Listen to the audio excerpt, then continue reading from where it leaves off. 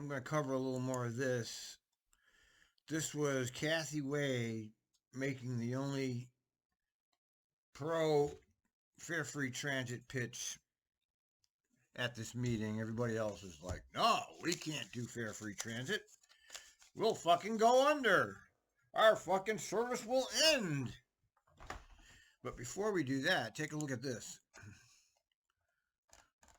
We now have all of the calls are not only posted, but they're transcribed. All max main calls and all bus calls are on Discord here.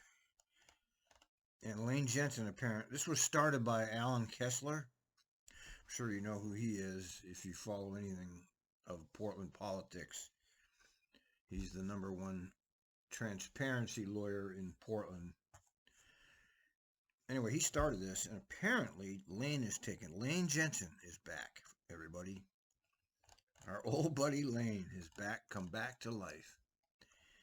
And as you probably remember, those were I love those days.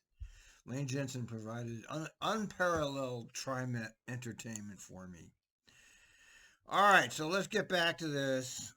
We should be only a few more episodes of this left. JC. Yeah, I just actually wanted to follow up. Director Kim, you had talked about kind of some other streams of revenue. A quick little reminder, we did get a new stream of revenue from the state government, HB 2017, which we are seeing, and that's being used for future growth for our bus system. So just there is that. We here they are talking about future growth for their bus system when their bus system is collapsed. Their entire system is collapsed. And what's their answer to their collapsed system? They roll out Jarrett Walker to provide us with a nice psyop to distract everybody from the collapsed system. And this isn't just a TriMet thing, okay? Let's get this straight.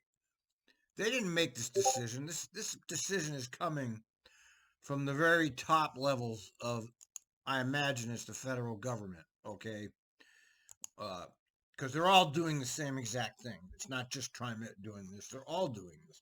They're cracking down on fares, and they're making a whole big deal out of it, and they're all restructuring their system. This is that Build Back Better Klaus Schwab crap in real time, in real life, where you can really see it.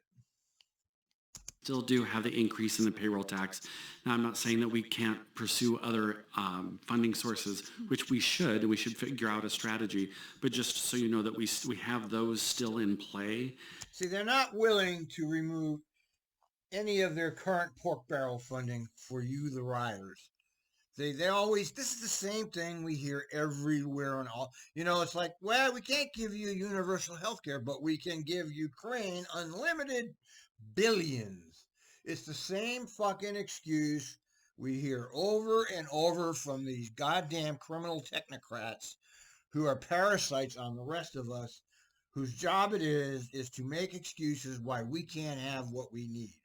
And that's what he's doing right now. But I agree, we have to figure out a path forward on how do we grow that. Right? Yeah, thank you, JC. Appreciate that. And, I just want increasing fare to be the last option we take. We need to figure out the funding, figure out the math. We need to make sure the math works. Why don't you just keep destroying your system? It's bad enough as it is. You shouldn't be charging anything for what your service is now. Your service is garbage. Garbage. But they're still charging you to use them, and they're still citing people. I mean, this new, crackdown on fares, the police state shit is going wild right now. And no matter how much the police state shit is exposed, all the brutality that's being exposed, you have these shills. I see them on Twitter constantly whining about, we don't have enough police. They defunded the police. Well, they never defunded the fucking police. That was always a lie. And so I'm on the same page about that, but, perhaps fare could be a second or tertiary option once we've exhausted all of our political and practical avenues. Thank you. Thanks. Okay. Let me find I my have place. I have my hand raised again. Oh, I didn't see your hand raised. Thank Hi. you. Hi, Director Edwards. Hello. What's this? What the hell's this? I certainly understand and appreciate the fact that we are a service. But there are factors that we have no control over that impact us.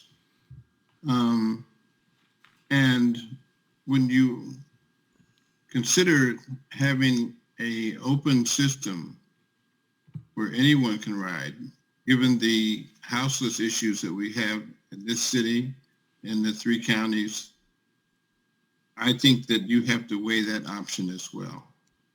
You see, here he is demonizing the homeless. He's demonizing the poor of the country. This is what the media has been doing, and he's getting right on the bandwagon. How do we keep those people off our system? How do we keep? Let's go back to 1940s Germany, late 19th. How do we keep those Jews off our system? We just ban them. Okay, and this is the poor people of this country now. How do we get rid of them? What are we going to do with these people? You know, it's just a repeat of that fascist mentality, but it's a different target of the wrath of the fascist mentality. Because when I'm houseless and I'm going to transport from one location to another, I'm going to jump on the free transit system. And why the fuck should you not be able to do that, you fucking hack? That would be called a social service for people that need help. And if that occurs, that's going to impact others that are not houseless. Yeah, okay, I can't take it. All right, I can't take it. I don't want to hear it. I'm done. I don't want to hear this shit. I'm sick of these people. I'm sick of listening to these goddamn monsters demonize the poor of the country. And I can't take it. I can't take it.